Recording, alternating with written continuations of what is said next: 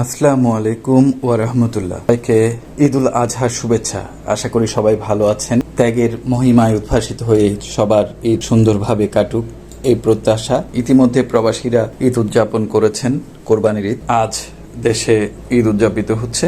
এই সময় অনেকে প্রশ্ন করে থাকেন যে হাজিরা কোত্থেকে কোরবানি করেন, তাদের কোরবানির পশু কিভাবে পাওয়া যায়, সেখানে হাটগুলো কিরকম বা কোথা থেকে হাজিরা এই পশুগুলো আনেন। এই সংক্রান্ত একটি বিশদ ভিডিও আমাদের অত্যন্ত প্রিয় বিজ্ঞজন, আমাদের সিনিয়র আইনজীবী, ইসলামী গবেষক মাকারিম ভাইয়া এর মধ্যে একটি বিশদ আলোচনা করেছেন। কোরবানির বিষয়ে তিনি একটি ভিডিও দিয়েছেন। তার ভিডিও থেকেই আমরা অনুমতিক্রমে একটি ফুটেজ নিয়েছি, সেই ফুটেজটি আপনাদেরকে দেখা, যে ভিডিওটি তিনি পোস্ট করেছে, ভিডিওগুলো আপনারা দেখতে পারেন। আশা করি অনেকেই তার ভিডিওগুলো দেখে আপনারা অনেক বিষয়ে জানতে পারবেন, ক্লিয়ার হবে।